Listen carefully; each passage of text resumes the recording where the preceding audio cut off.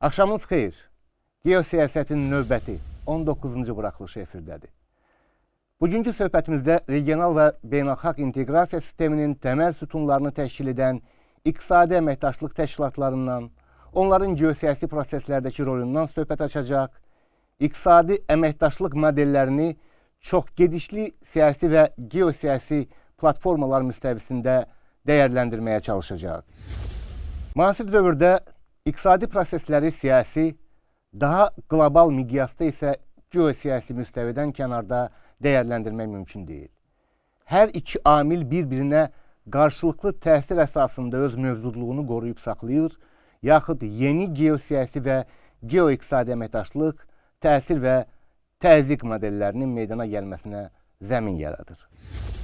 Geosiyasətdə geoiqtisadi cərəyanın yaradıcılarından biri sayılan Peter Taylora görə bu və ya digər dövlət beynəlxalq sistemdə dominant gücə sahib olmaq üçün iqtisadi müstəvidə 3 əsas üstünlüyə yiyələnməlidir. İlk növbədə istehsal gücünü artırmalı və daim yeni texnologiyalar tətbiq etməklə dünya bazarında istehsal etdiyi məhsulların insarçısı kimi çıxış etməyə bacarmalı və bu məhsullara olan tələbatı gündən-günə artırmalıdır. Ticarət nümayəndəlikləri vasitəsilə bütün dünyada ticarət sahəsində hegemonluğu ələ almalı, növbəti mərhələdə isə beynəlxalq maliyyə bazarlarına nəzarəti ələ keçirməlidir. Əgər çağdaş geosiyasi proseslərin mənzərəsinə və inkişaf dinamikasına diqqət yetirsək, Taylor nəzəriyyəsinin və bu nəzəriyyədə təqdim olunan geoiqtisadi üstünlük modelinin nə dərəcədə mühüm əhəmiyyətə malik olduğunu müəyyənləşdirə bilərik. Bununla yanaşı bir məqamı da nəzərə almağı vacib hesab edirəm. Hər hansı bir dövlətin iqtisadi potensialının geoiqtisadi gücə çevrilməsi üçün Taylor'ın nəzəriyyəsində qeyd olunan mərhələlər yetərli sayıla bilməz. Çünki texnologiyanın inkişafı, informasiya və kommunikasiya axınının intensivləşməsi, kapitalın maneəsiz hərəkəti və yer dəyişməsi, yeni və bir-biri ilə sıx əlaqədə olan geoiqtisadi, geomaliyyə, geoinformasiya, geotexnologiya kimi yeni istiqamətlərin meydana gəlməsinə zəmin yaradır. Bu istiqamətlərin hər biri isə təbii ki, fərqli yanaşma, fərqli dəyərləndirmə tələb edir. Beynəlxalq sistemdə dominant güc olmanı şərtləndirən amillərdən biri və bəlkə də ən birincisi, müasir çağırışlara cavab verə biləcək və əksər hallarda bu çağırışları önləyəcək iqtisadi mexanizmlərə sahiblənməkdirsə, bu iqtisadi mexanizmlərin geosiyasi faktora çevrilməsinin yolu regional və beynəlxalq iqtisadi əməkdaşlıq modellərindən keçir. Bugün dünyada mövcud olan bir çox siyasi əməkdaşlıq platformalarının, hərbi siyasi ittifaqların iqtisadi birlik modellərindən yol aldıqlarını nəzərə alsaq, regional və iqtisadi əməkdaşlıq modellərinin əhəmiyyəti barədə real mənzərəni təsəvvür edə bilərik. Məsələn, çağdaş Avropa İttifaqına gedən yol 1951-ci ildə təsis edilmiş Avropa Polad və Kömür Birliyindən, daha sonra isə Avropa İqtisadi və Avropa Atom Enerjisi birliklərindən başlayır. Bu bağlamda Fars körfəzi ölkələri əməkdaşlıq şurası ilə bağlı da nümunə gətirmək mümkündür. Şuranın yaranma səbəblərini və fəaliyyətini tənzimləyən xartiyanın əsasını iqtisadi əməkdaşlıq təşkil etsə də, üzv dövlətlər hava hücumundan müdafiə, hərbi sənaye və digər sahələrdə vahid konsepsiya əsasında hərəkət etməyə çalışırlar. Daha geniş bir coğrafiyanı əhatə etmək və balans yaratmaq üçün başqa bir nümunəyə də diqqət çəkək.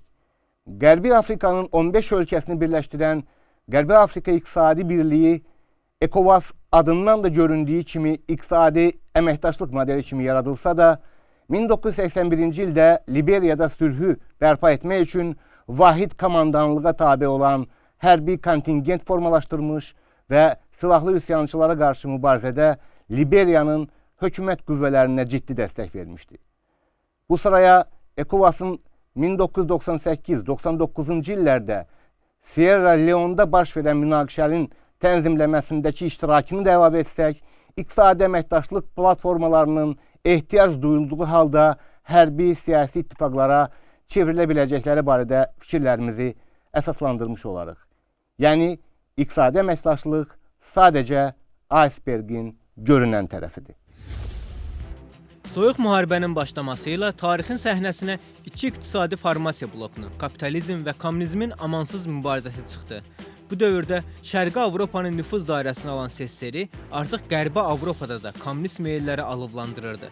1947-ci ildə Birləşmiş Ştatların prezidenti Harry Truman'ın Marshall planı çərçivəsində həmin ölkələrin iqtisadi inkişafının təminatı üçün yardım tətbiq olunmağa başlandı.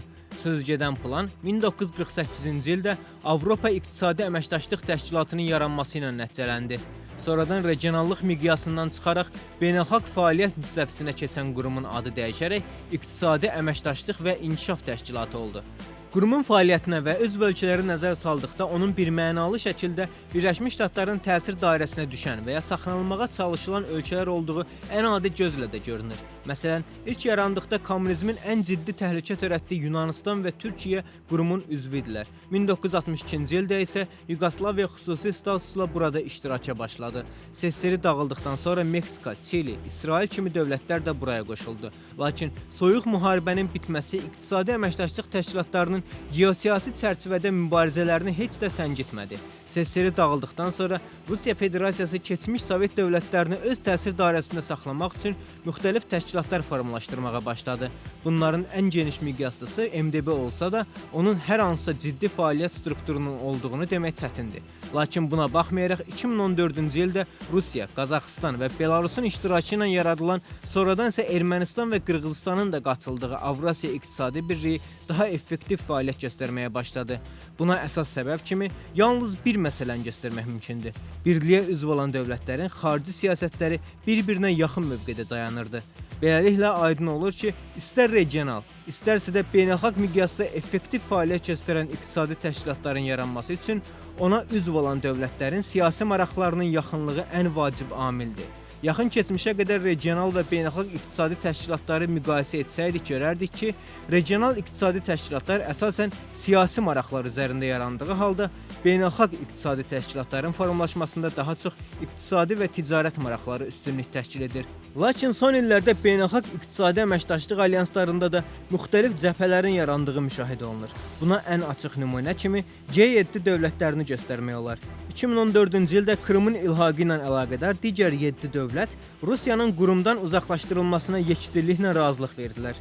Bunun qarşılığında isə Rusiya G7-yə üzv olmayan Braziliya, Çin, Hindistan və Cənubi Afrika Respublikası kimi güclü iqtisadiyyatların üzvü olduğu BRICS-in tərkibində fəaliyyəti aktivləşdirdi. Siyasi mübarizə əsas təkan olsa da, bəzən iqtisadi əməkdaşlıq təşkilatlarının formalaşmasına tarixi amillər də təsir edir. Məsələn, Mərkəzi Amerika İnteqrasiya Sistemi və ya qısaca SICA təşkilatı Qvatemala, Honduras, Panama, Dominikan Respublikası, Salvador və Nikaragua kimi mədəni və tarixi yaxınlığı olan dövlətləri birləşdirir.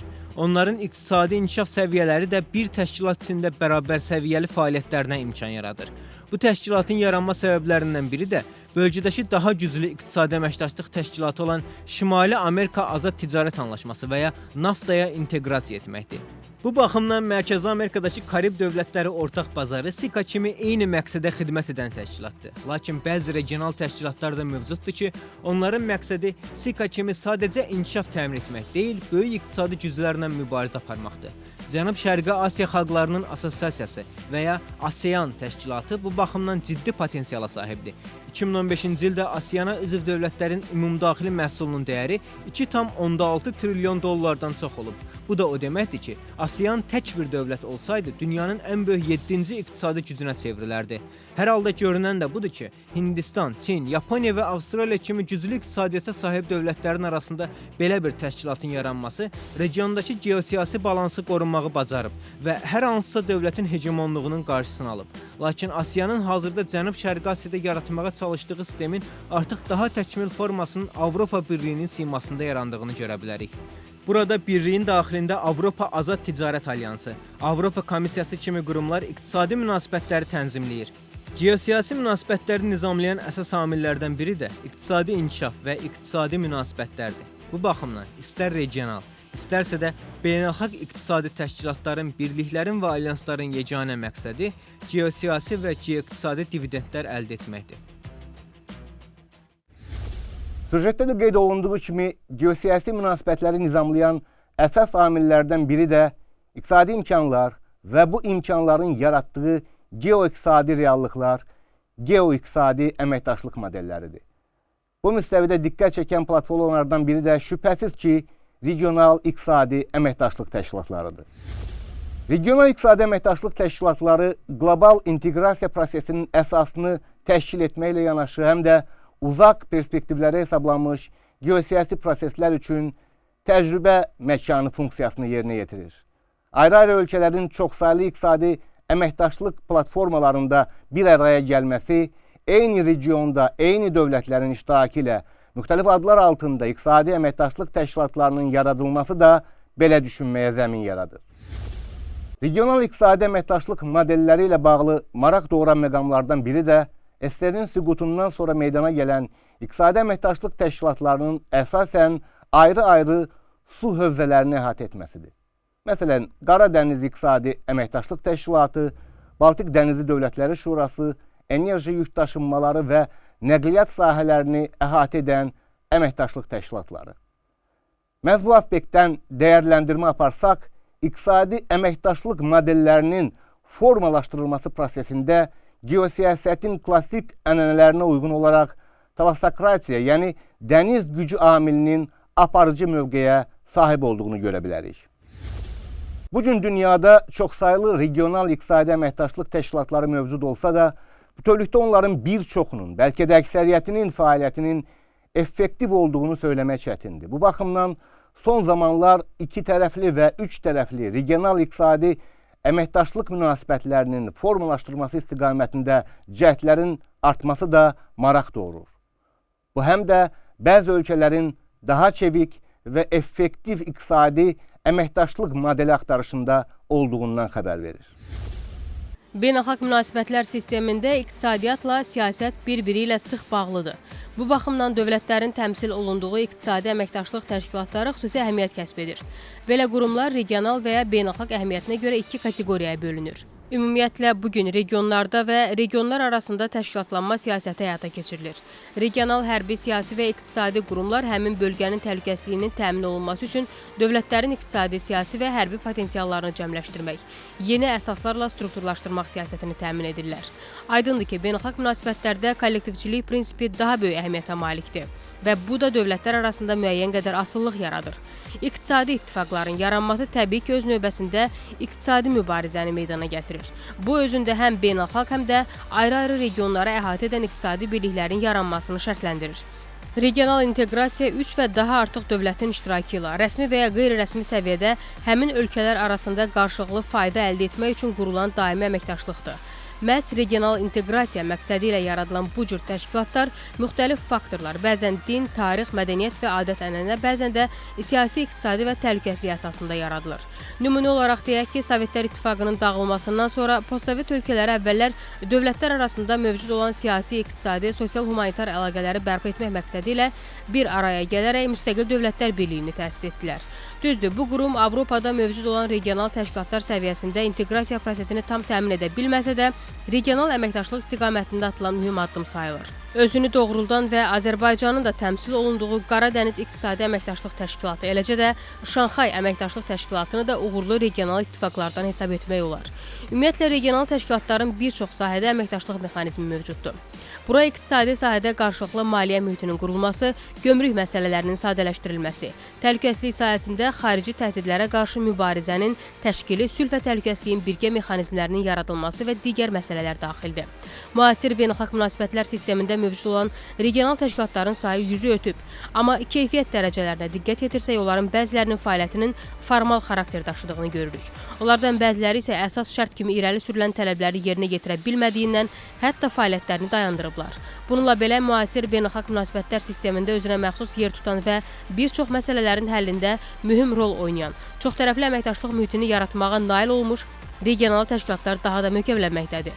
Bunların arasında Avropa Regional İnteqrasiya Təşkilatları, Türk dilli və İslam dövlətlərinin regional birlikləri də mühüm əhəmiyyətə malikdir.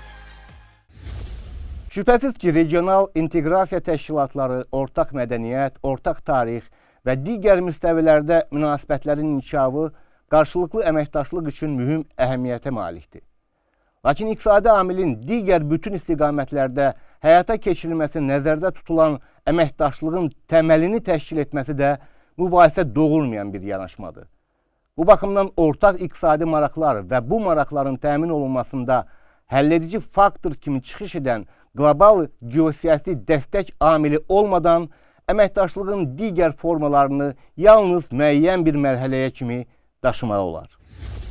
Daha öncə də qeyd etdiyim kimi, regional iqtisadi əməkdaşlıq təşkilatları müəyyən mənada qlobal iqtisadi inteqrasiya prosesi üçün təcrübə məkanı funksiyasını yerinə yetirirlər. Onların arasından seçilən və yaşamaq hüququ qazananlar isə daha geniş əməkdaşlıq üçün əlverişli platformaya çevrilirlər. Qlobal geosiyasi proseslərdə aparıcı mövqeyə sahiblənirlər. Bu isə ilk növbədə geosiyasi proseslərin hansı məcrada inkişaf edəcəyindən, tarixi zərurət və reallıqlardan asılıdır. Avropa Polad və Kömür Birliyi, daha sonra isə Avropa İqtisadi və Avropa Atom Enerjisi birliklərindən Avropa İttifaqına aparan yolun tarixin hansı mərhələlərindən keçdiyini nəzərə alsaq, bu prosesin nə qədər çətin və mürəkkəb olduğu qənaətinə gəlmiş olarıq. Beynəlxalq iqtisadi təşkilatlar dövlətlər arası çoxşaxəli razılaşdırılmış məqsədi, daimi orqanı və beynəlxalq iqtisadi münasibətləri tənzimləmə alətidir. Belə qurumlar çərçivəsində ümumi-iqtisad və ya xüsusi məsələlər üzrə gərgin danışıqlar gedir, mübahisəli və ziddiyyətli məsələlərin həlli yolları axtarılır, üzv olan dövlətlər arasında münasibətlər yaradılır və inkişaf etdirilir. Müxtəlif beynəlxalq iqtisadi təşkilatların geosiyasi oyunlarda rolu və yeri eyni deyil. Bəs dünyada ən nüfuzlu və planetin siyasi mənzərəsinin formalaşmasına təsir edə biləcək beynəlxalq iqtisadi təşkilatlar hansılardır?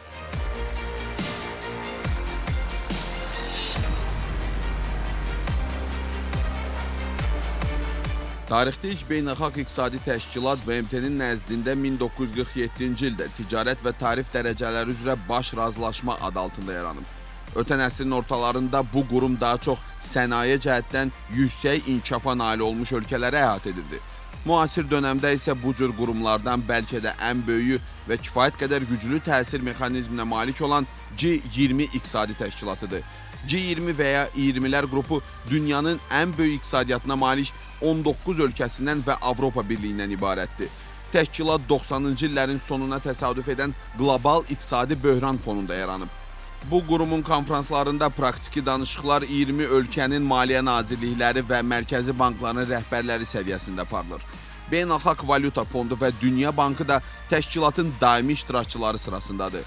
G20 iqtisadi təşkilatında dünyanın ümumdaxili məhsulunun 90%, beynəlxalq ticarət əlaqələrinin 80%, dünya əhalisinin 3/2 hissəsi cəmləşib. Digər beynəlxalq və nüfuzlu maliyyə iqtisadi təşkilatlarından biri də Dünya Bankı sayılır. Dünya Bankı BMT-nin ixtisaslanmış qurumu olub 5 təşkilatın birləşməsindən ibarətdir. Bankın əsası 1947-ci ildə Bretton Woods konferansında qoyulub. Təşkilatın əsas fəaliyyəti beynəlxalq səviyyədə işsizliyin aradan qaldırılması, elm səviyyəsinin yüksəldilməsi və s.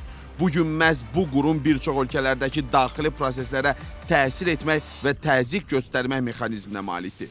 Başqa bir beynəlxalq iqtisadi təşkilat isə qlobal iqtisadi inkişafda və industrial baxımdan inkişaf etmiş ölkələrin iqtisadiyyatında neftin əhəmiyyəti faktorunun nəzərə alınaraq yaradılan OPEC-dir.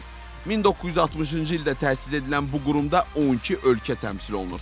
OPEC, dünya neft hasilatının 41%-nə və ya 1371 milyon tonuna nəzarət edir ki, bu da onun dünyadakı iqtisadi proseslərə təsir etmək imkanı verir. Hazırda OPEC-in əsas problemi iştirakçı ölkələr tərəfindən fəal marağın olmamasıdır. Beynəlxalq statuslu digər iqtisadi birlik isə İqtisadi Əməkdaşlıq və İnkişaf Təşkilatıdır.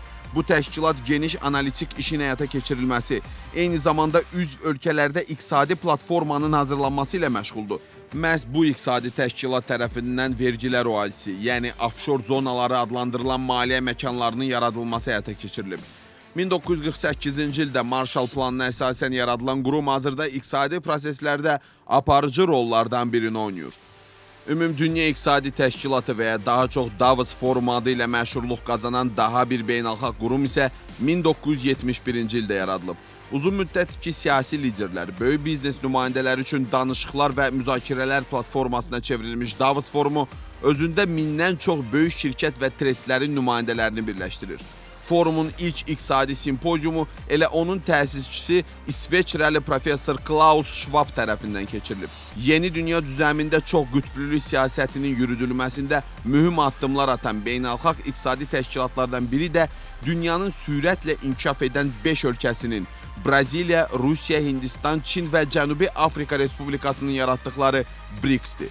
Ekspertlərin fikrincə 2050-ci ilə ümumi ölçü üzrə qrupun ölkələrinin iqtisadiyyatları dünyanın ən zəngin ölkələrinin iqtisadiyyatlarının ümumi ölçüsünü ötəcək. Beləliklə, beynəlxalq təşkilatlar təcrübi cəhətdən dünya təsərrüfatının, xüsusilə də iqtisadi qloballaşma şəraitində təsərrüfat əlaqələrinin razılaşdırılmasında yeni tənzimləmə formaları tələb edən mühüm elementlərdir. Beynəlxalq iqtisadi təşkilatların rolu şübhəsiz ki, permanent qaydada artmaqda davam edir. Beynəlxalq iqtisadi təşkilatlar qloballaşma şəraitində maliyyə və iqtisadi münasibətlərin tənzimləyiciləri kimi mühüm elementlər hesab oluna bilərlər. Lakin onların fərqli funksiyalara malik olduqlarını da nəzərə almaq lazımdır. Beynəlxalq iqtisadi təşkilatlar funksiyalarına görə 3 yerə bölünürlər. Tənzimləyici təşkilatlar. Bura qərar qəbul etmək, üzv dövlətlərin hədəflərini, davranışlarını, prinsiplər və qaydaları müəyyənləşdirmək hüququna malik olan təşkilatlar daxildir. Nəzarət edici funksiyaya malik beynəlxalq iqtisadi təşkilatlar isə dövlətlərin onların qəbul etdiyi qətnamələrə və beynəlxalq hüquq normalarına əməl etmələrinə nəzarəti həyata keçirirlər. Sonuncu, əməliyyat funksiyasının daşıyıcısı olan qurumların fəaliyyət istiqamətlərinə isə üzv dövlətlərə elmi texniki dəstəyin verilməsi və konsultasiya xidmətləri daxildir. Beynəlxalq iqtisadi təşkilatlar əsasən 4 növə bölünürlər. Birinci növə daxil olanlar hədəfləri və fəaliyyət istiqamətləri üzv dövlətlərin maraqlarını ifadə edən universal beynəlxalq iqtisadi təşkilatlardır. İkinci növə daxil olanlar əsasən ayrı-ayrı dövlətlər tərəfindən bu və ya digər iqtisadi və ya maliyyə problemlərinin həlli məqsədi ilə yaradılır. Əksər hallarda regional və regionlararası xarakter daşıyırlar. Üçüncü növə daxil olan təşkilatlar adətən dünya bazarının müxtəlif segmentləri üzrə fəaliyyət göstərir və konkret sahələri əhatə edən fəaliyyətlə məşğul olurlar. Böyük yeddilik və böyük 20-lik kimi yarımformal birliklər isə dördüncü növ beynəlxalq iqtisadi təşkilatlara aid edilirlər. Beynəlxalq iqtisadi təşkilatlar öz fəaliyyət istiqamətlərinə görə də bir neçə hissəyə bölünürlər. Valyuta, maliyyə və kredit təşkilatları, iqtisadiyyat və ticarət təşkilatları, sahələr üzrə ixtisaslaşmış iqtisadi və elmi texniki təşkilatlar. Göründüyü kimi iqtisadi əməkdaşlığın elə bir sahəsi yoxdur ki, bu sahə üzrə fəaliyyət göstərən beynəlxalq təşkilat olmasın. Sadaladığım istiqamətlərdən biri də göründüyü kimi beynəlxalq təşkilatlar iqtisadi sahədə əməkdaşlıq üçün geniş imkanlar yaradır və ilk baxışda böyük perspektivlər vəd edirlər.